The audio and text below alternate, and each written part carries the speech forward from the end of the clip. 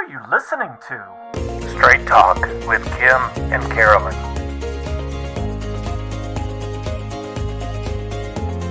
Welcome to another episode of Straight Talk with Kim and Carolyn. I'm Carolyn. I'm Kim.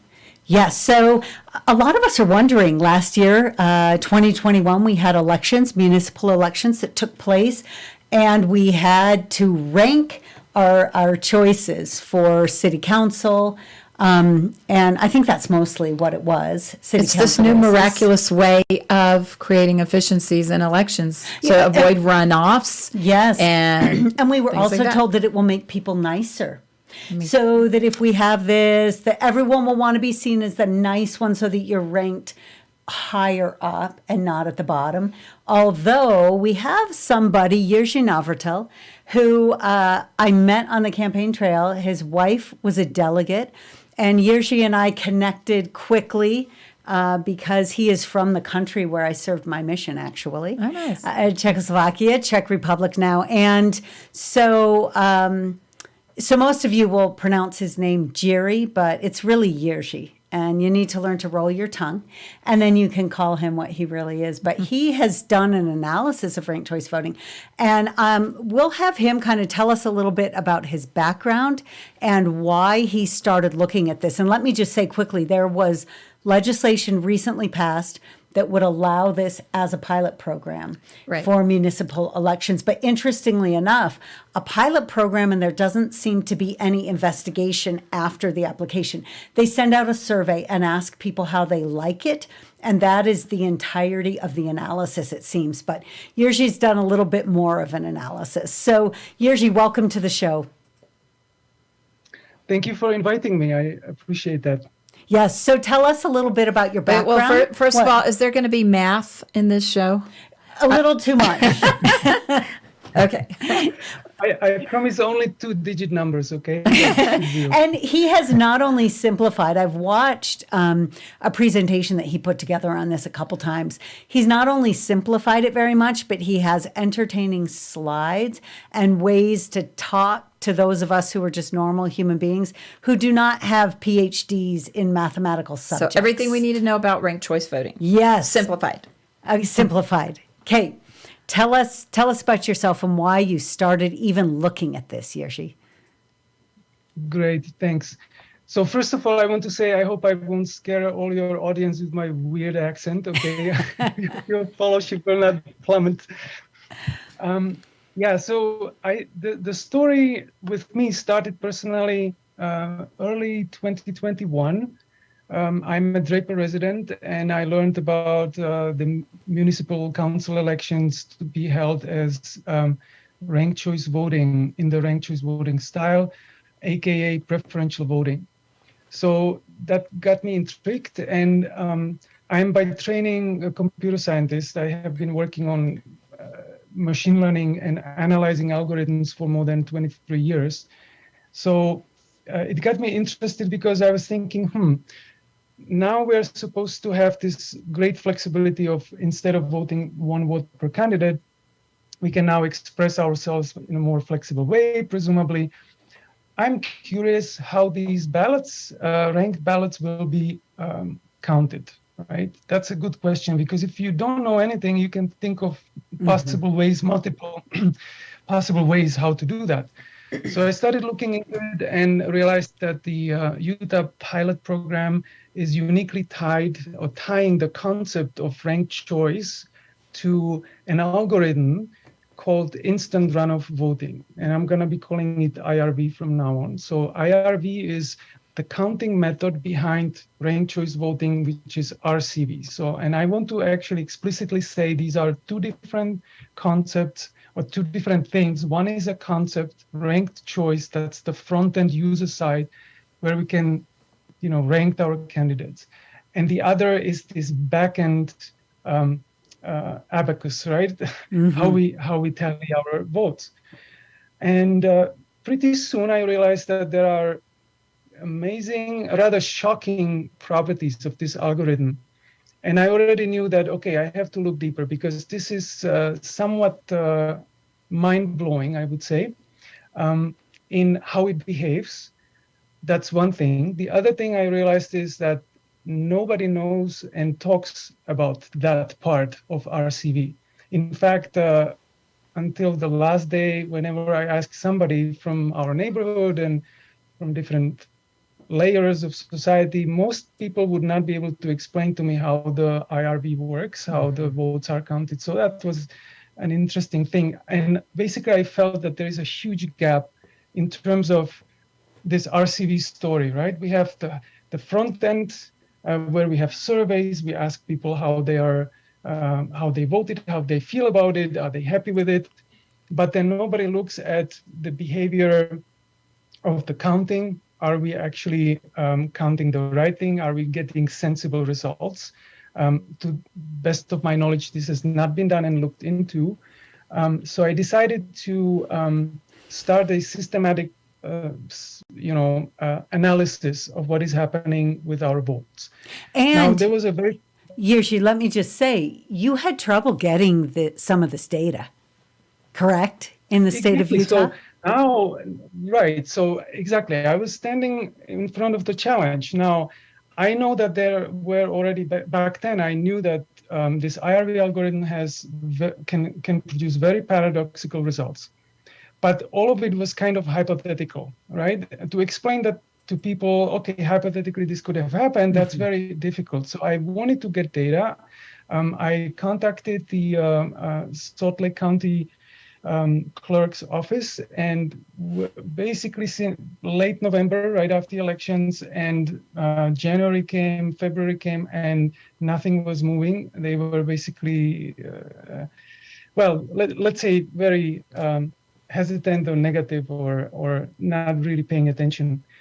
Then a very crucial catalyst happened. I met you, Carolyn, at the caucus night, and you, within 24 hours, you picked up a phone and called the Utah County Clerk, Josh Daniels, and you arranged a meeting with him for me, for which I'm very grateful, because Josh shared literally 24 hours after our meeting the data of all elections, RCV elections in Utah County, as well as Moab, with me.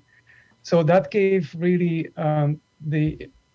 that was the start of our analysis study that we are today. By the way, it's today, so we have great timing. We are releasing for public consumption the technical report. Yes. So that's kind of the brief history of time. So tell us, you know, I've heard you talk about the fact that you have never done, you understand elections because you dug into some of this, but you've never really spent much time delving into the data and the numbers and the analysis. And you wanted to make sure when you were publishing a paper that it was done in a way that it could be taken seriously and with the level of expertise that would give it credibility. So tell us about this paper and your partner on it.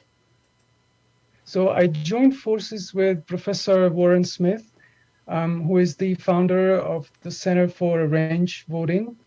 I have expertise in analysis and so on, and industrial and academic research, but Warren is a world-class researcher in the field of election sciences. So he has decades of experience there. He's a math professor. For a long time was a math professor at Temple University in Philly, and overall a brilliant person. And he was more than happy to join forces. So yes, this is a joint work of myself and Warren, who kind of kept an eye on me because, as you said, my personal story with elections and RCV in general started only 9 months ago. Well, and let's also be clear about your credentials as well. You are also Dr. Navratil, correct? And yes. And you also graduated summa cum laude at your university. So you are not a slouch. And you're not just a hobbyist that walked off the street that thought he would want to look into this stuff. This is true. These kind of analytics and analyses are very much in your expertise.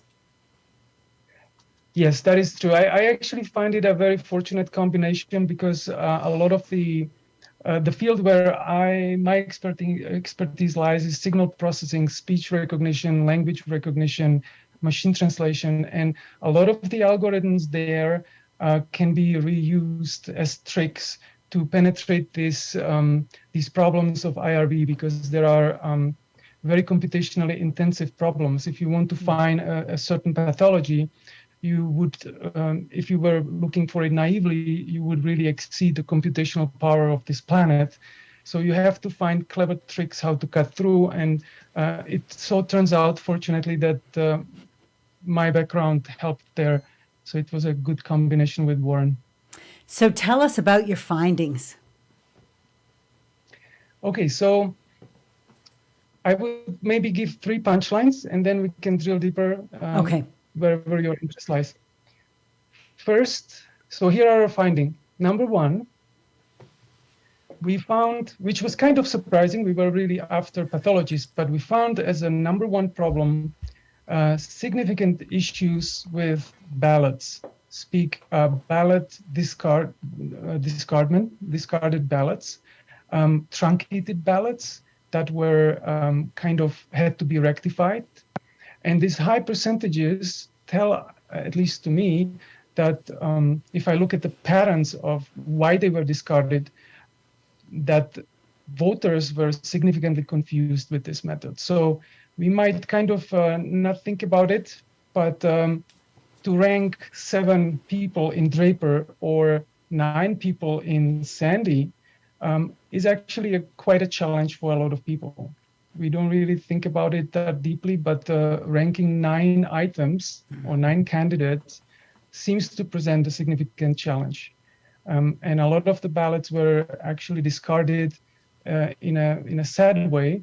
I would suspect that people did not know about their ballots never being counted, and they actually would answer a survey, oh yeah, I was very happy with it. So why would these ballots be discarded? So if you ask me my 9 favorite flavors of ice cream, yeah, I'm getting to about 3, and then after that, everything tastes the same to me, or is equally good. If I only answered the top 3 choices, was my ballot discarded, or what would cause a ballot to be discarded? Okay. Right. Okay. Fair enough. Yeah. So the last case that you mentioned, where you stop ranking, you do 1, 2, 3, and then stop ranking, that is a valid ballot. That is not a discarded ballot. It might, in the IRV, throughout the IRV process, in a certain round, it might get so-called exhausted, but that's a fine, valid ballot. What I mean by discarded ballots are, or ballots are discarded due to following issues. People can rank multiple candidates to the same position. For example, I like these 2 candidates so much that I will rank them as number 1 and number 1. They are equally good for me, and I feel it's okay to do. Unfortunately, that is not okay to do. It's a so-called overvote. Now, some people feel like they want to rank their best candidate number 1 and then leave a gap because they feel like there's nothing close to that best candidate, and continue with their ranking at the 3rd or 4th position and say, okay, 4, 5, 6, 7, I don't like those guys, they will be downranked. That's called an undervote, this gap. Unfortunately, Utah election code prescribes the clerk or the canvassers to, at any position of the under or overvote, to discard that position and everything that follows it. Okay, that means in the last case where the person left a gap at the 2nd position in their ballot, what will remain is only the first choice, and everything after that will be discarded. Okay, so that's what I call an truncated or impure ballot, because my intent as a voter is not reflected, but it's not a full discardment. However, if I put an under or overvote at the 1st position, obviously everything, including the 1st position, gets discarded, and therefore my ballot is completely invalid, meaning it doesn't count. It doesn't even get into the machine because it's empty, right? So that's what I consider a discarded ballot. And the percentages we've seen, we have analyzed 17 races across 7 municipalities in Utah County. The statistics look, I was very surprised. Maybe it's a subjective assessment, but in 7 out of these 17 races, the percentage of discarded ballots and impure ballots together exceeded 10%. Wow. Okay, so in 10% of the cases, voters' intent was either not fully reflected or was completely disregarded. In some instances, the percentage were extremely high. I believe it was Genola, where I think it was a council race where the percentage was 16% of discarded ballots. And then in the first seat and in the second seat, 32%. That's just discarded ballots. Now, if you add impure ballots, that percentage is 70.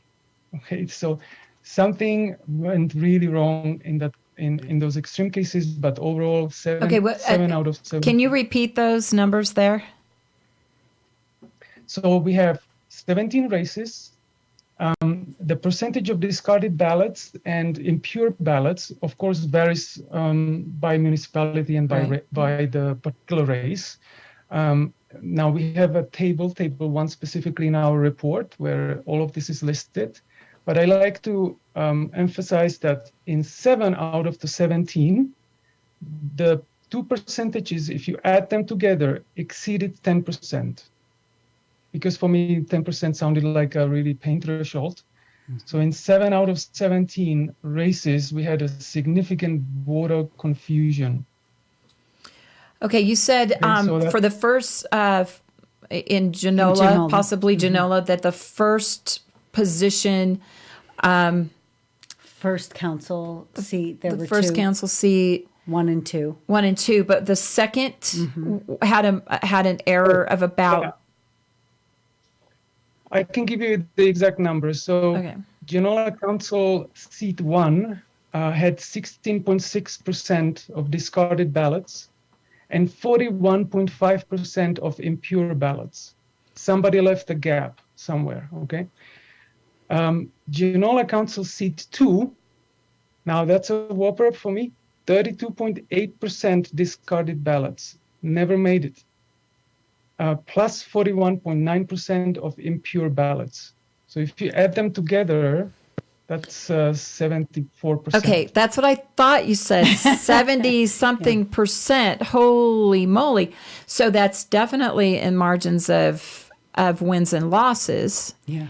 And frequently, sometimes you're ranking multiple candidates for multiple positions that maybe aren't designated a particular seat. So I know like West Valley City, I think, was that way for a while, where they just need 3 seats filled. So they take the top 3 people, top 3 vote getters. And then, boy, if you are dropping people off at rates of 70% for subsequent positions, I mean, did these people win? I mean, it's hard to even know what.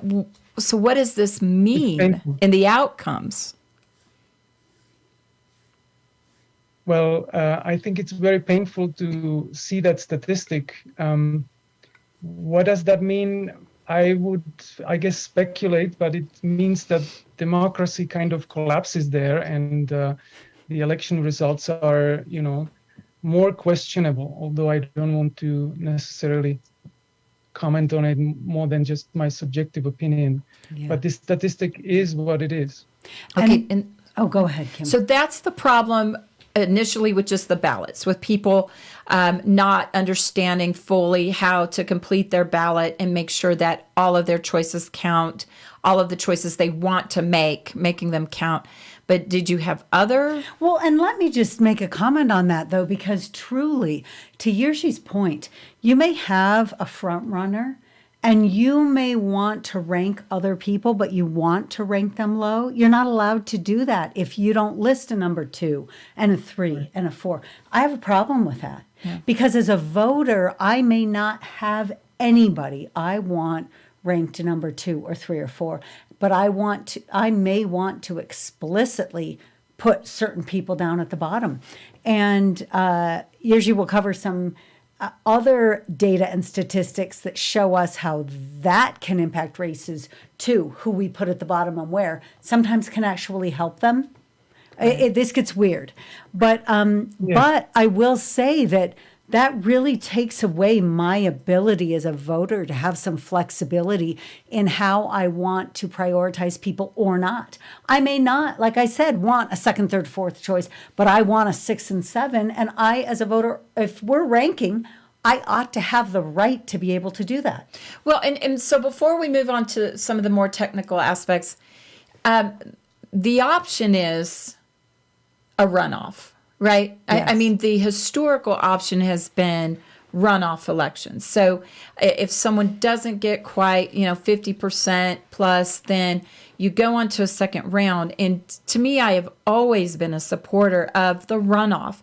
I don't care that it costs more money or it takes more time, but every time a race is resolved, an election is resolved, and if you have to go on to the next round, so much changes about that. The context of that race changes, and I don't know that you can really look at 9 people and say, really, who do I like in 7th? Because I care about the one I care about in the first place. Yeah. I might think about some of the other, but it's kind of, I think it's voter behavior that we have our horses that we pick and we get behind. Right. We don't think as much about, well, what if that one doesn't make it?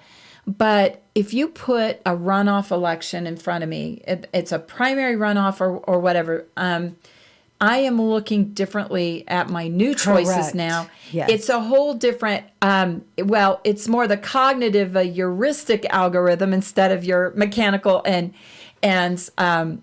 mathematical algorithms, but it's the human neurological processes of things like heuristic algorithms that now it's a new thing that I want to think about. I don't want to think about that at my dining room table, what might be some multiple combinations of outcomes. Yes. So I would just like to say right there, right in the middle of this, that I don't like it anyway. Right. Because I want the choice and I want a full human choice before me if I don't get the one I preferred. Well, now I want to see what my choices are left. Yes, and I'll tell you, I was having a conversation with Jiri and one other person. He was presenting this last week, and they were talking, Jiri was looking at it from a mathematical, scientific perspective, and I will tell you, he has some, what I think are kind of bombshells in the data that he hasn't even touched yet, the biggest bombshells. And everything, all of my commentary in this conversation was from the perspective either of a candidate or of a voter. And like you, Kim, there are impacts that aren't even being discussed for the candidate and for the voter.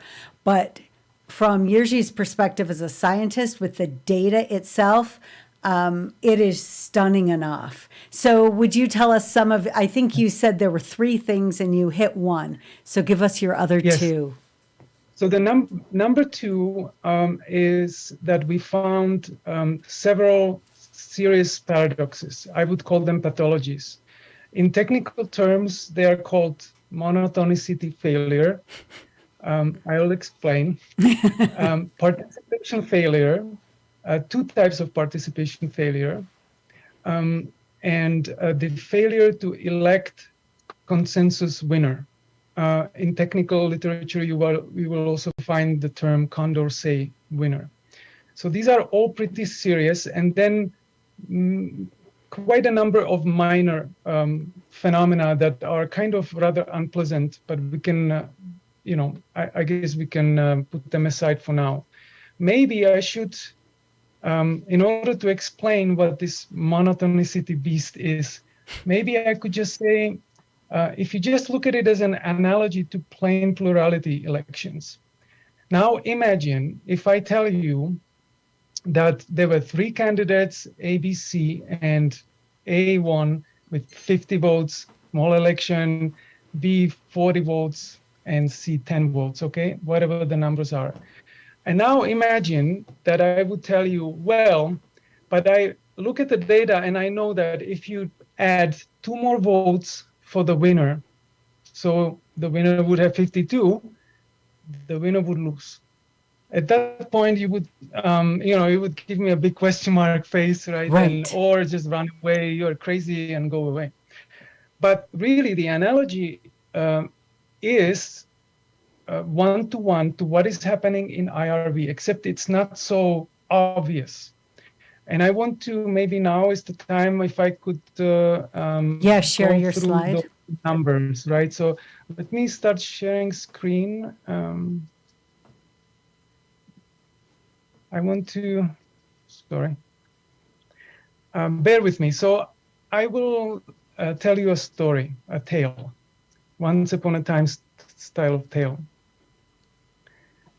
There was a town far away where a curious election was held, and I like to say that that election was certainly haunted. There were 6 candidates. And I hope that at the end of that story, you will agree with me. 6 candidates ran for city council. They did their due diligence and campaigned hard. And 1,803 voters came to the polls to cast their votes. Election night, a candidate, let's call him Jason, was elected winner. So he was super happy. That's so far good. Now, there was another candidate who lost. Let's call him Luke. But he was unhappy not just because he lost, but also because he knew that he actually would have won in head-to-head comparison to all the other candidates, including the winner. Think about And that. what I mean by think about it, yeah. Yeah. So head-to-head, all the preferential votes would go for Luke if you measured Luke against, for example, Jason, and then against candidate 3, candidate 4, 5. Okay, he would defeat each and every other candidate, yet Luke lost the election. That's not the end of the story, because we have a few more.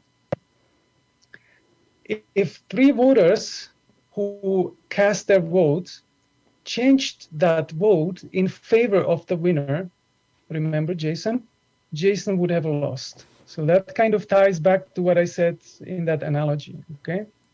So 3 voters would have changed their vote in favor of the winner would lose.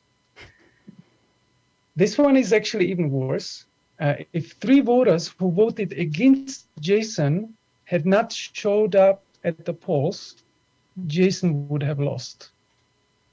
Okay, so why am I more disturbed by this one?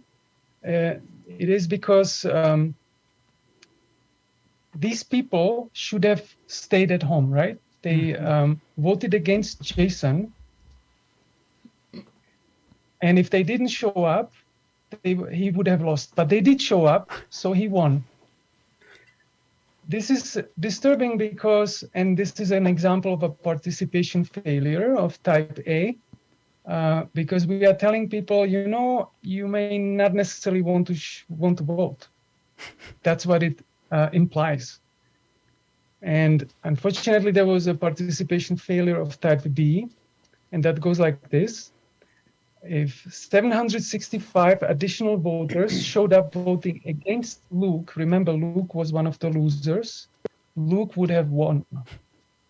Okay, so if they came and actually voted against him, he would have won. So again, we are telling people, you know what, we don't exactly know what strategically you should do, but it's not always good to show up.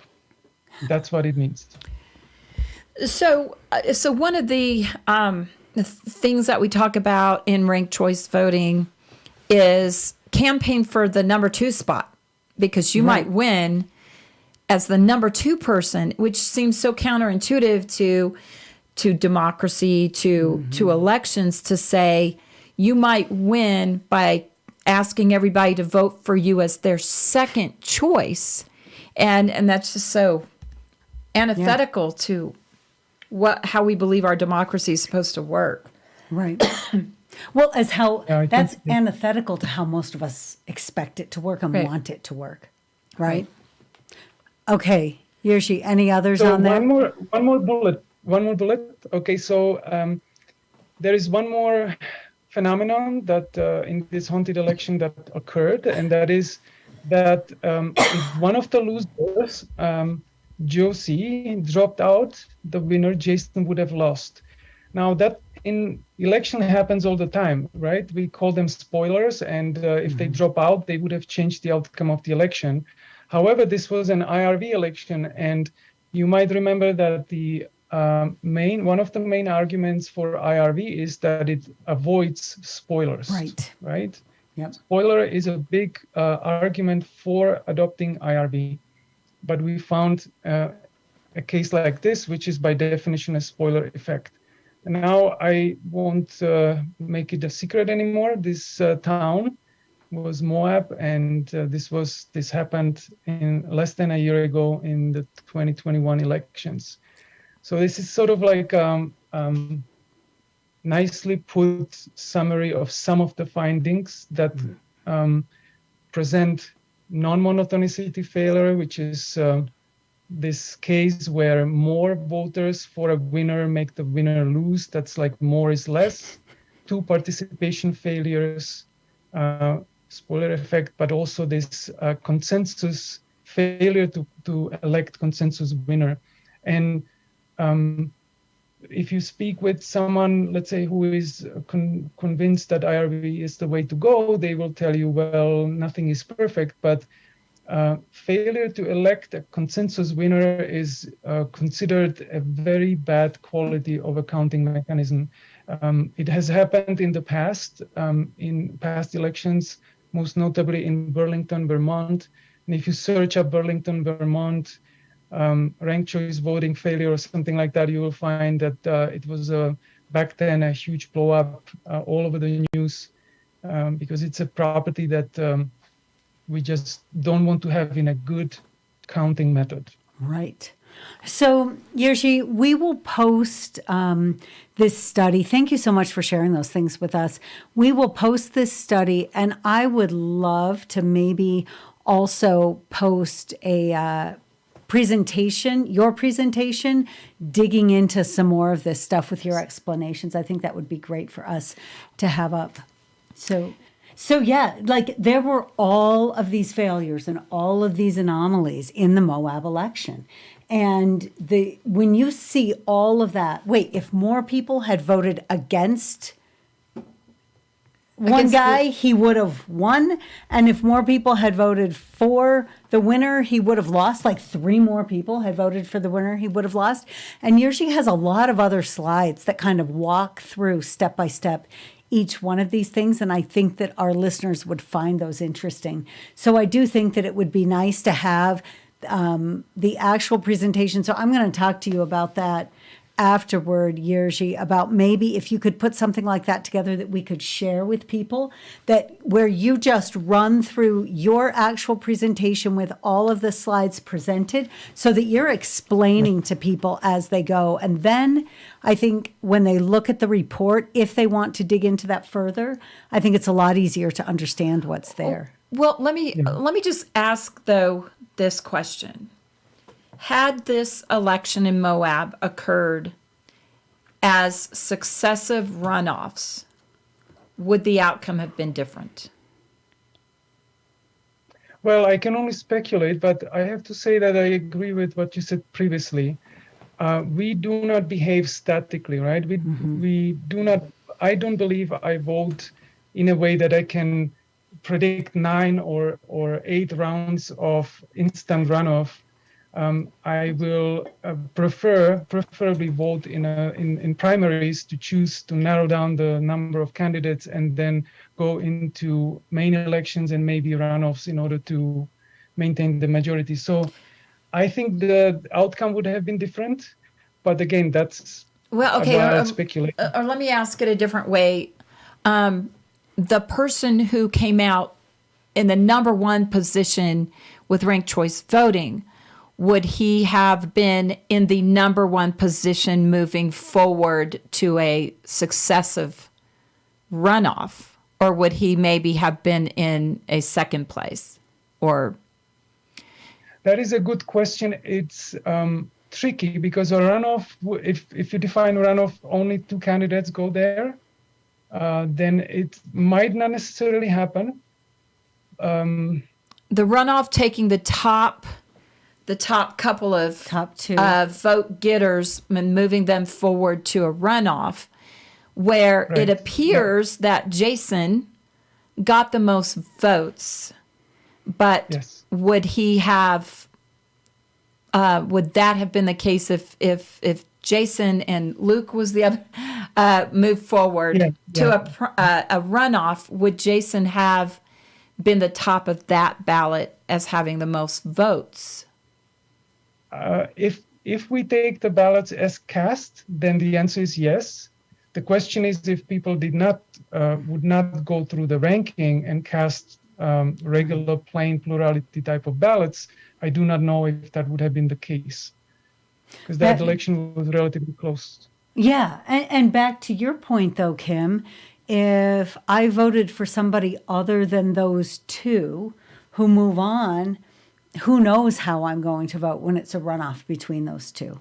Right. That's a really good question. So, but the question should be for us is not. I think there are two questions. It's the quality of the participation or the level of the participation. So, to your point, Carolyn, your behavior might have been different if you had different choices. But then there's the algorithmic concern itself. So there is the essence that there may be a disenfranchisement of the voter, but is there integrity in the process itself? Are we truly getting the most favored candidate? Well, no, because to the point that Jiri made with some of these anomalies in this race, that you could have had a different winner if more people had voted for the guy who did win,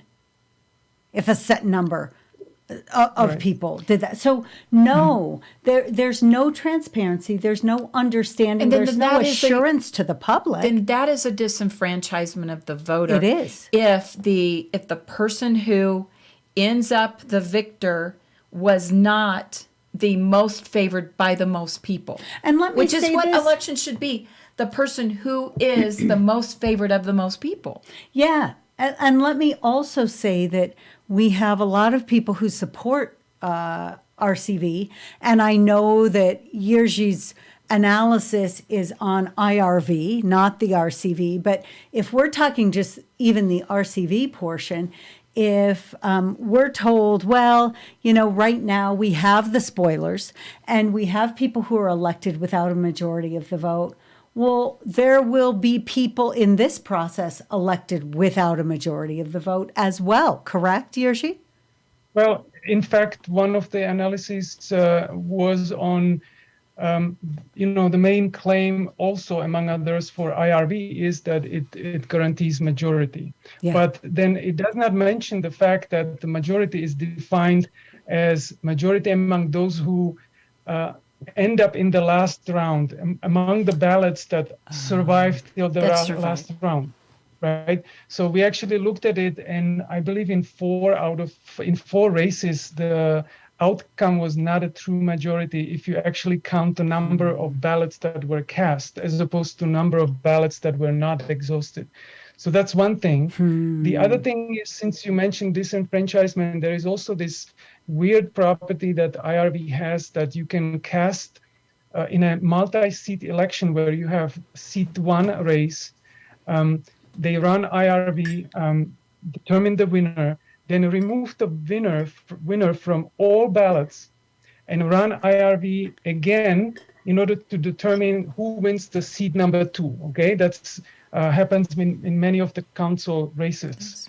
In those cases, you can actually cast a vote for a person that ends up second. Then your ballot will go to the seat 2 race, where you again, let's say, have a candidate who ends up again second, and you end up with a ballot where the IRV algorithm looks only at one of your choices, one field in your ballot for 2 seats. So that's very dissatisfying, at least as far as I'm concerned, because I would like to choose 2 people if there are 2 seats. Yeah. But you can very easily, and we analyzed it, how many times it happened, you can very easily end up with voting for one person in a seat 1, and that same person for seat 2. Neither of the races, that person will win, and your ballot will never be read past that first choice of yours. So you basically cast only one vote for 2-seat election. That's another weird thing that I think ties back to your disenfranchisement. Yeah. So we really, so there's the problem with the transparency. There's the problem with the potential disenfranchisement. There's the problem with the limited understanding frequently of people, that we have races that as many as 70% of the ballots are, what's the word, eliminated or spoiled. Or, holy moly. Where would we ever, count elections as valid that have 70% of the people, the ballots not counting to its fullest. But so you talk about, you said that it's the algorithm itself, it's the IRV. Is there a way to make IRV better? Or is IRV always the same algorithm from election to election, or does everybody do it a little bit different? So IRV in general is same across elections. It's a well-defined algorithm. There might be some wiggle room around how to handle under or overvote. That's possible because that's determined by specific legislation in each state. But other than that, IRV is a static algorithm. But to your question, if you, let's say, want to stick with the concept of ranking your candidates rather than plain plurality voting, there are methods of counting that are significantly better in terms of not exhibiting any of these pathologies like non-monotonicity, participation failure, and there are several other logistical things that I did not even mention. For example, IRV implies central processing. You have to have one central point where you tally all votes together in order to make a decision. You cannot do precinct-wise tallies. It just doesn't work with IRV. While the alternatives that process ranked ballots, among them range or score voting, or approval voting, do not need this. They do not have any of these properties that are just mind-boggling. So there are other ways of counting RCV that don't seem to have a lot of these pitfalls. But we need to wrap this up, but really, really appreciate you coming on to explain this to us, Jiri. And thank you for the work that you did on it, just because this was a topic that interested you. And I will say, you have lived in our state for a total of 2 years, and you've accomplished this already. Yes. So thank you for bringing this issue to the table and spending the time on it that you did. Thank you. It's my pleasure. Thank you for inviting me and covering this important topic.